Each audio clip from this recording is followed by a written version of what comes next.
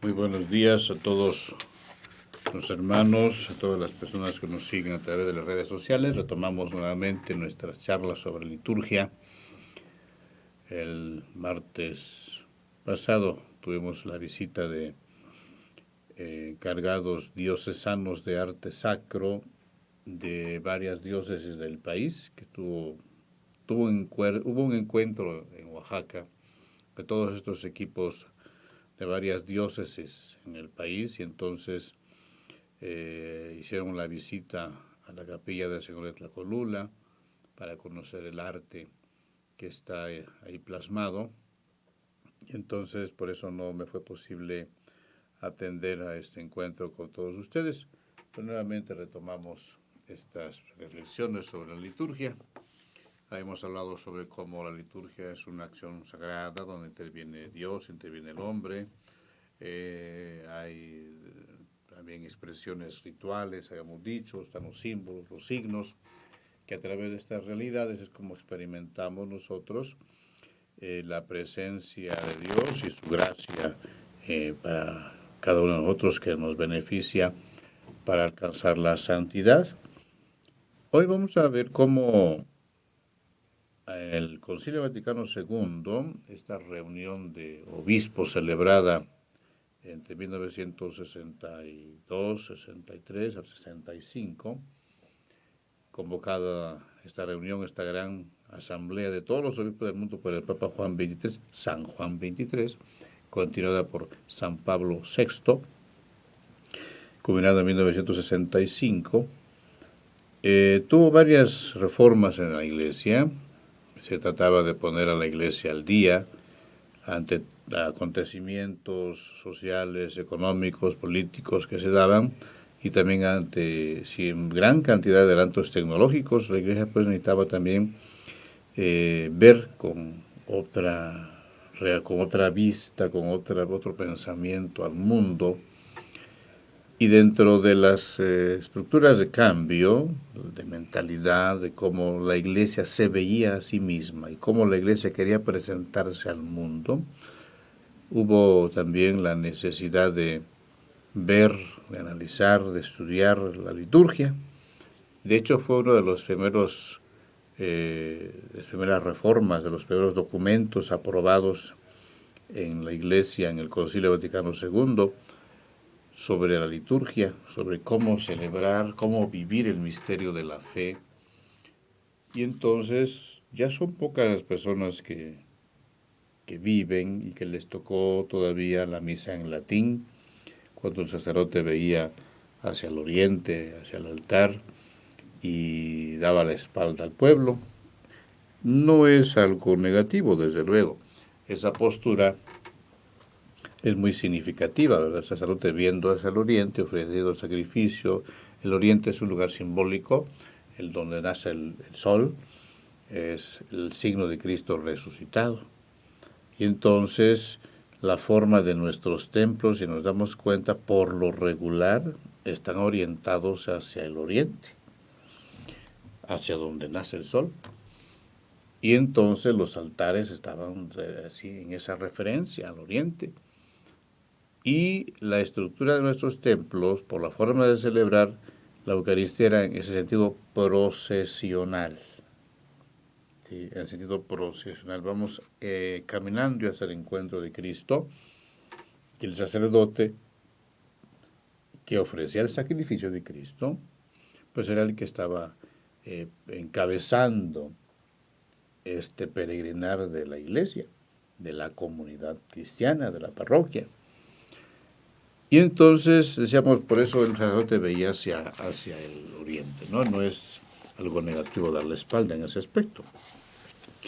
Pero entonces, esa forma de celebrar la Eucaristía, que se codificó en el Concilio de Trento, en el siglo XVI, en la segunda mitad del siglo XVI, tiene cosas muy hermosas. Sí, la forma de celebrarse con mucho cuidado, viendo los detalles, lo que se llaman las rúbricas, cómo celebra la misa, las posturas, los ornamentos, la forma de pronunciar las palabras de la misa, las palabras de la consagración, muy cuidadoso, ¿sí? De alguna forma eso ayudaba a enfatizar el misterio, ¿sí? Y ayudaba también a descubrir en esa forma de participar, pues también la presencia de Dios. Hay algunas situaciones ciertamente que no se daban. Normalmente el sacerdote decía, voy a decir misa. Y la gente decía, vamos a oír misa. El sacerdote decía y el pueblo escuchaba. ¿Sí? Porque aparte de que era una misa en latín, una lengua que pues nadie podía hablar porque no la estudiaban. Los cantores famosos pues contestaban la misa en latín, algo que no sabían qué significaba del todo, pero lo contestaban. Había personas piadosas que tenían sus libritos, sus devocionarios, algunos sabían contestar en latín en silencio, y la mayoría de las personas, mientras estaban la Santa Misa, pues estaban rezando el rosario, rezando el Vía Cruz, rezando sus devociones, y cuando tocaban la campanita era que se hincaban. No había una participación como la tenemos ahora en la misa. Era solamente el sacerdote el que celebraba y el cantor el que contestaba. Todo en latín. Lo único que era en castellano o en español era el sermón famoso. Lo que le decimos la homilía, el sermón, que era una pieza oratoria muy bien elaborada, se decía en español. Y entonces, participación activa de la comunidad como tal, así como tenemos ahora, repito, no había. Era una presencia, vamos a llamarla así, una presencia contemplativa, pero no el todo, porque el digo, estaban rezando sus devociones. Con esta reforma del concilio, que cambian algunas cosas de la misa, sigue siendo el sacrificio de Cristo, sigue siendo la celebración de la Iglesia, porque la aprobó un concilio, no fue una decisión arbitraria de algún papa. Fue el concilio, guiados por el Espíritu Santo desde luego, quienes decidieron que era necesario también que la celebración eucarística retomara algunos elementos de la antigüedad. Recordemos cómo la misa originalmente, la primer misa, por decirlo así, la última cena, pues se celebró en arameo, no en latín. Después, cuando los apóstoles empezaron a misionar en los lugares que no eran de Palestina, que no hablaban arameo, porque la lengua común, corriente, para hablar en el Imperio Romano, pues era el griego y el latín. Entonces, después del arameo, las celebraciones en toda la iglesia en aquellos tiempos se va dando en griego. Es la lengua que todos hablaban, la lengua del comercio, la lengua de la cultura también. Después, cuando ya estaba más dividido el Imperio Romano entre Occidente y el Oriente, el Occidente empezó a usar más el latín y el Oriente siguió utilizando el griego. Por eso después la misa ya no se celebraba en griego, sino también en latín. Y así quedó hasta finales del siglo IV, que ya con el Papa Dámaso se introduce más el latín en la liturgia. Y entonces a partir del siglo IV la misa era en latín. ¿Por qué? Porque era la lengua del imperio.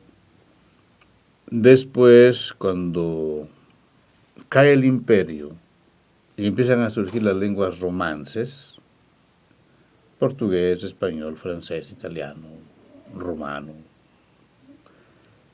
sigue el latín como una forma de unificar y demás. Y vemos pues ahí, después con el imperio carolingio, en la Edad Media, pues sí, se busca unificar a través de la liturgia los diversos ritos, las formas de celebrar la misa.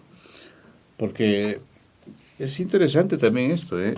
Hay, incluso en la iglesia de Occidente, la europea y el norte de África, tenían sus propios ritos para celebrar la misa. La misa como la tenemos ahora es una forma de celebrarla. Había en la antigüedad, antes de Trento, porque en Trento se quitaron esos ritos antiguos y se unificó el rito que se llama después el rito romano, pero existe todavía y se celebra, aunque no ya como el rito de nosotros, está el rito ambrosiano en el norte de Italia, en la iglesia de Milán, el rito mozárabe en España. Hay una capilla en Toledo donde se celebra la misa en mozárabe, en este rito mozárabe, en la capilla de Santa Eulalia. Existía también el rito gálico, o sea, la parte de Francia, ¿sí? Existían también ritos por allá en el norte de África, ahí como celebraba San Agustín la misa, ¿sí? No son diferencias así grandes, pero tenían sus elementos propios, desde luego. Y entonces esta forma de celebrar la misa que tenemos nosotros, o que teníamos antes del concilio, que se codificó en el concilio de Trento en el siglo XVI, es el rito romano, con hermosos cantos en latín, ¿sí?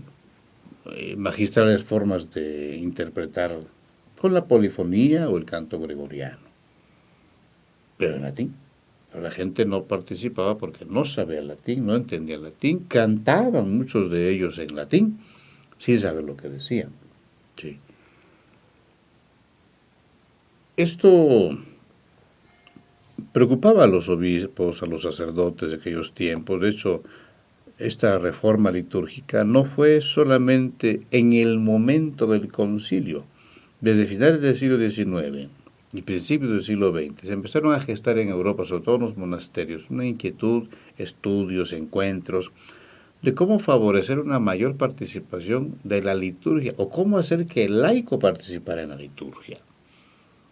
Y empezaron a salir misales con traducciones de la misa latín al castellano para que fueran guiándose cuando fueran a misa, al menos iban leyendo la traducción de lo que decía el sacerdote, con la mirada iban siguiendo la lectura.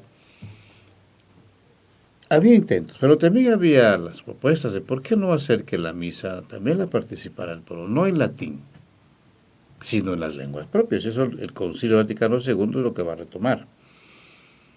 La celebración de la liturgia, de la misa, se permite ahora que se celebren lenguas vernáculas.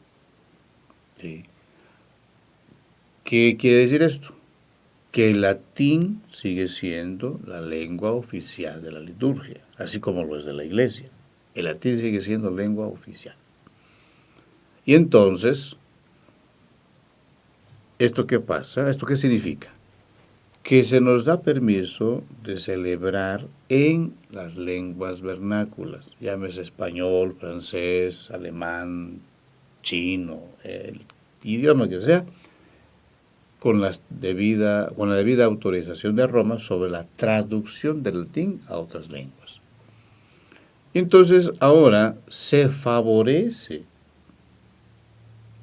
al pueblo de Dios esta participación, o mejor dicho, retoma al pueblo de Dios esa participación. Yo no me imagino, por ejemplo, las primeras misas de los apóstoles, donde ellos nomás hablaran sin que la gente participara. ¿Sí? Entonces, el pueblo de Dios vuelve, a partir del concilio, a celebrar también la misa. Porque acuérdense, es muy importante este principio, ¿eh? Celebramos la Eucaristía todos. Preside el sacerdote. Él, como ministro ordenado, al frente de la comunidad, como pastor, como sacerdote, está celebrando la Eucaristía, encabezando al pueblo de Dios. Y el pueblo de Dios, como sacerdote común, por su bautismo, participa activamente en la celebración de la Eucaristía. No solamente haciendo acto de presencia, sino contestando, cantando, ofreciendo también cada miembro del pueblo de Dios su oración de alabanza, de acción de gracias, de petición, etc. El pueblo ya no sigue, no sigue sus ritualitos o reza el rosario durante la misa. Escucha, contesta, participa activamente en la Eucaristía, lo cual es muy importante, porque eso nos debe ayudar entonces a valorar la Eucaristía como celebración del pueblo de Dios. No es un mega rezo o un rezo grandote, pues, que preside un sacerdote. ¿Sí? No es un rosario grandote que está celebrando el sacerdote. No, Señor. Es el sacrificio de Cristo que preside el sacerdote y que todo el pueblo de Dios también celebra. Por eso es muy importante, vuelvo a repetir, valorar lo que es la misa, el sacrificio de Cristo. Celebración que celebra, valga la expresión, el misterio pascual de Cristo, su muerte, pasión, muerte y resurrección. Por eso es importante saber a lo que vamos cuando participamos de una Eucaristía. Vamos al encuentro con Cristo, que a través de las realidades simbólicas se empieza a hacer presente, o se hace presente, mejor dicho. Y más aún cuando estamos celebrando precisamente la Eucaristía. Todo nos lleva a celebrar ese misterio. Los cantos, las lecturas, ¿sí? La procesión de entrada, los ministros, el sacerdote, etc. Todo es un conjunto de cosas que nos llevan a celebrar el misterio central de nuestra fe, la muerte y resurrección de Cristo. Y por eso decíamos que es importante que todos los fieles valoremos la misa. Qué importante es la participación activa de los laicos, que no es de cuerpo presente, es una participación activa, cantando, contestando, comulgando, recibiendo la Eucaristía. Fíjense que venir a misa y no comulgar es como ir a un baile al que te invitaron y no bailas. Entonces no aprovechas la música, la buena agrupación que está tocando, el ambiente que se está dando. O sea, ¿para qué fuiste entonces si no vas a bailar? Así es la Eucaristía. La Eucaristía es un banquete también. Se ofrece la víctima, que es Cristo, como banquete pascual. Y entonces, si se da como alimento el Señor es porque quiere que nos lo comamos. No comulgar entonces significa que pues no estuvimos de adorno, pero pues no nos toca estar de adorno, porque para adorno están los floreros, están las macetas, y ninguno de nosotros es eso. Entonces, qué importante es, vuelvo a repetir, que tomemos conciencia de lo que vamos a hacer. No es un simple rezo. Pues a veces cuando se piden la Eucaristía, pues está bien que se pida. Pero así como cuando vamos a una fiesta, nos arreglamos, nos bañamos, cambiamos de ropa, nos ponemos la ropa apropiada para el acontecimiento, también la misa tiene su ropa de fiesta. ¿Sí? Estar en gracia de Dios. Y para estar en gracia de Dios necesitamos darnos un baño, por decirlo de esta forma, una buena confesada. Pedir la misa es bueno, celebrarla está bien, vivirla está bien, pero que sea siempre en gracia de Dios. Es decir, que procuremos buscar la confesión frecuente para que llevemos el traje adecuado a la fiesta, al encuentro con Cristo. Entonces, por eso decíamos, ¿no? Valorar la Eucaristía como celebración fundamental del cristiano, como la celebración más importante de la vida del cristiano, no como un rezo cualquiera. Y recordar, como la celebración es de toda la comunidad. Aun cuando se pida una intención, se celebre con una intención particular, no es celebración privada. ¿Sí? No es celebración privada. ¿sí? O no porque se celebre solo por un difunto, es como realmente tiene eficacia. Porque si le metemos varios difuntitos en la misma misa, ya le restó eficacia. Jamás. El sacrificio de Cristo da para eso y para más, ¿verdad? Eso es lo que tenemos que pensar, como que a veces cosificamos las cosas sagradas, cosificamos la misa, así como si fuera una mercancía que como la puedo pagar, la pago. No, no, no, no, la misa no tiene un precio, tiene un valor enorme, porque no se está haciendo un rito mágico, se está ofreciendo el sacrificio de Cristo. ¿Sí? No es cualquier gente, es el Hijo de Dios, Dios, verdadero hombre. Entonces, ¿cómo es importante valorar nuestra Eucaristía? ¿Cómo introducirnos, dejarnos conducir por la misma liturgia para ir viviendo todo, desde la procesión de entrada hasta el canto final? Todo. Tiene una secuencia, que nos lleva precisamente a ese encuentro intenso con Dios, con la palabra y con la Eucaristía. De ahí también alguna observación, de ahí la importancia. Me llama la atención y hasta la devoción me quitan a veces, que estando en la celebración eucarística hay muchas personas que con mucha facilidad suena el teléfono y se salen a contestar. O sea, es decir, por muy importante que sea la persona que nos esté hablando, no puede ser más que Cristo. No puede ser más que Cristo. Para empezar, es una falta de respeto estarse saliendo así por esas circunstancias y hasta una falta de fe. Sí, hasta una falta de fe y devoción. Estás frente a Cristo, estás con Cristo. O sea, el amor de los amores, el Señor de señores. ¿Sí? Simplemente vamos. Yo creo que si tuviéramos a un personaje importante de nuestros tiempos frente a nosotros, no tan fácilmente nos saldríamos, porque lo veríamos como una falta de respeto, como algo inadecuado, ¿verdad? Bueno, pues estamos ante el Hijo de Dios, que se está dando en la Santa Misa. Y entonces, ¿cómo es necesario que valoremos así la Eucaristía como lo más sagrado que requiere de nosotros toda nuestra participación? Eso es lo que el concilio nos está ofreciendo, ¿sí? Que podamos participar, que el pueblo de Dios retome lo que le tocaba o lo que desde un principio venía haciendo, una participación activa, pero también consciente, a lo que vienes, ¿sí? Como dice el dicho, ¿no? Donde fueres, haz lo que vieres. Bueno, si ves que se paran, no te pares solamente porque se pararon. Hay que entender. Más adelante iremos explicando las posturas. ¿Qué significan las posturas? ¿Verdad?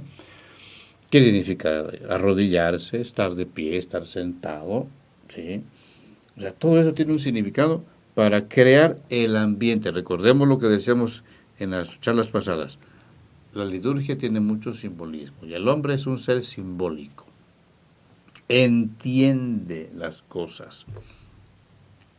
Le da un significado más. Entiende el significado mayor que contiene un símbolo.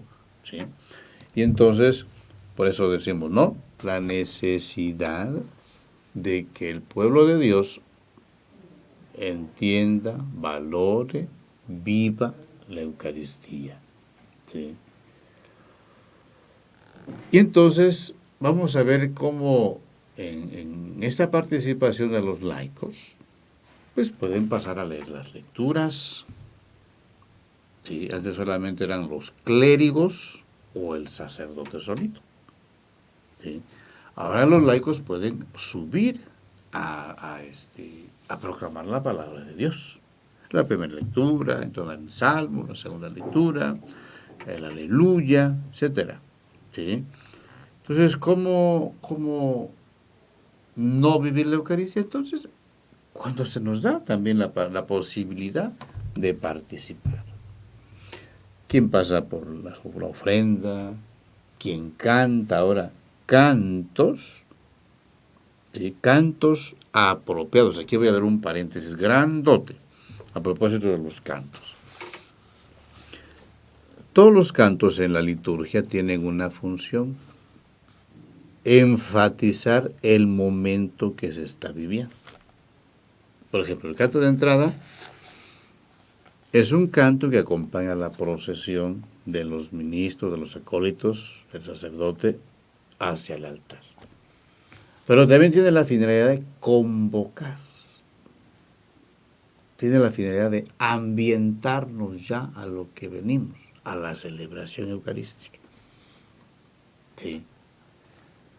El Señor ten piedad, por ejemplo, no es solamente un canto penitencial, es un canto de alabanza al amor misericordioso de Dios.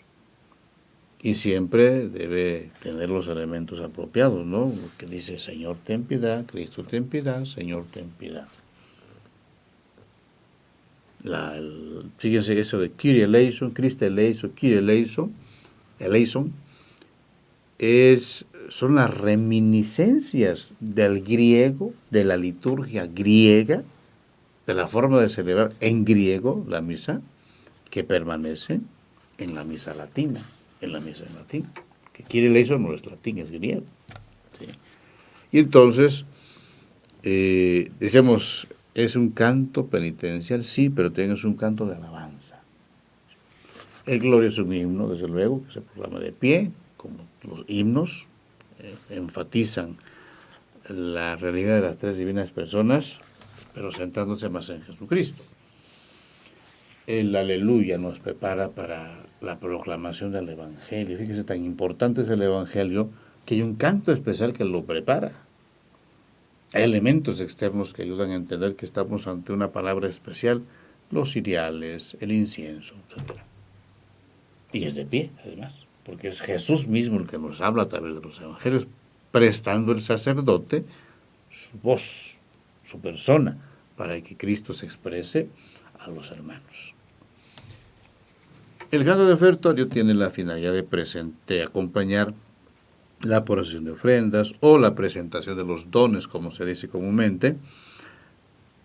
Tiene que hablar precisamente de eso, del esfuerzo, del trabajo que se presenta, porque eso es lo bueno de la Eucaristía como la tenemos ahora, que nosotros ofrecemos, presentamos a Dios lo que hemos hecho.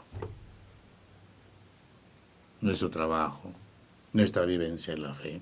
Por eso fíjense cómo es importante vivir cada día con intensidad la fe, de manera que la celebremos en la Eucaristía. No podemos celebrar lo que no hemos vivido. Es importante celebrar, vivir para poder celebrar el mensaje del Evangelio. ¿Qué más? El santo que alaba, fíjense cómo tenemos también ahí reminiscencias del hebreo, la palabra hosana, son reminiscencias del hebreo, de alabanza a Dios, ¿sí? Y deben tener los elementos propios de la liturgia, ¿no? No meterle otros elementos que no digan en el texto litúrgico, el santo, el canto del santo. Y luego el cordero, que está acompañando cuando el sacerdote fracciona la hostia grande, el cuerpo de Cristo, para meter una partícula en el cáliz. Puede parecer curiosidad, ¿verdad? Pero ¿qué significa eso? La unión del cuerpo y la sangre de Cristo. Es decir, es un solo Cristo.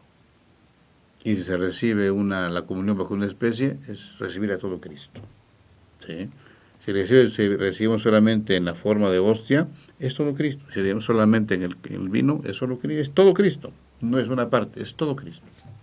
Entonces simboliza a través de, cuando el sacerdote deja caer un fragmento de la hoz del cuerpo de Cristo en el cáliz donde está la sangre de Cristo, significa la unidad. Se decía también antiguamente que eso era un gesto bonito cuando el obispo de Roma le mandaba a los sacerdotes de las parroquias cercanas un fragmento del pan consagrado que él había celebrado como signo de comunión, de hermandad, de cercanía, de fraternidad. ¿Sí? Bueno. Y el canto de comunión acompaña la procesión para recibir el cuerpo y la sangre de Cristo. Es procesión, no es hacer fila, es la procesión, me voy encaminando al encuentro con Cristo, a través de la comunión. El canto final tiene el objetivo de acompañar ya la salida, ¿sí? El término de la celebración, es acompañar este momento de la despedida, de ya para ir a la casa a vivir lo que hemos celebrado. Fíjese cómo es bien importante que sepamos los cantos apropiados, porque luego nos encontramos con algunas situaciones alitúrgicas o cosas que no van con la liturgia. Por ejemplo, que se cante el Ave María en algún momento de la misa. Con todo respeto, pero el Ave María no es canto litúrgico. No es canto litúrgico. Es una oración que se le puso música. Es un canto religioso, pero no litúrgico. Hay que distinguir dos cosas importantes. Una cosa es un canto litúrgico, es decir, cantos hechos a propósito para celebrar la misa. Y cantos religiosos, que pueden ayudarnos en una hora santa, en un retiro, en un rosario. Cantos religiosos son distintos. Los cantos religiosos no pueden cantarse en la liturgia. Sin embargo, los cantos litúrgicos se pueden cantar como canto religioso, pero no al revés.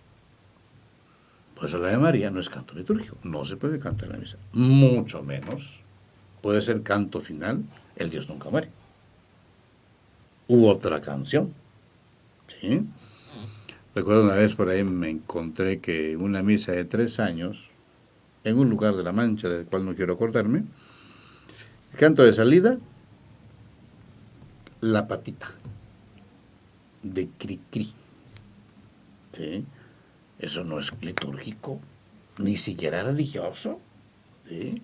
Lo mismo, el Dios nunca muere. Que mencione a Dios no lo hace canto religioso, mucho menos litúrgico. Entonces, ¿cómo es importante valorar lo que tenemos y cuidar lo que tenemos? ¿Sí? Lo más sagrado, la Eucaristía. Entonces, eso para que vayamos tomando nota. Luego me dicen algunos cantores cuando les digo que la Ave María, es que me lo pidieron. Mira, no te preocupes, tócalo en su casa, en su altar allá o después del canto final, pero no dentro de la misa. Es que como ven que así salen en las taranovelas, así quieren hacer también, ¿verdad? Entonces yo pienso que tenemos que valorar la liturgia. Si no sabemos, preguntemos. O todavía mejor, estudiemos. Porque a veces nomás queremos repetir o copiar o imitar lo que otro hizo sin saber por qué. ¿Sí? Entonces, bueno, volvemos a que el concilio nos favorece la participación de los laicos, decíamos con los cantos, y por eso es de gran paréntesis de los cantos. Los cantos porque el pueblo de Dios debe alabar, debe sentir lo que está diciendo. En latín, muy bonito el latín, muy bonito, hermoso el canto gregoriano, te transporta, sí, claro. Pero la mayoría de la gente no sabe latín. Entonces no va a entender lo que está cantando. Y se necesita no una actuación en la misa, sino una vivencia de la misa.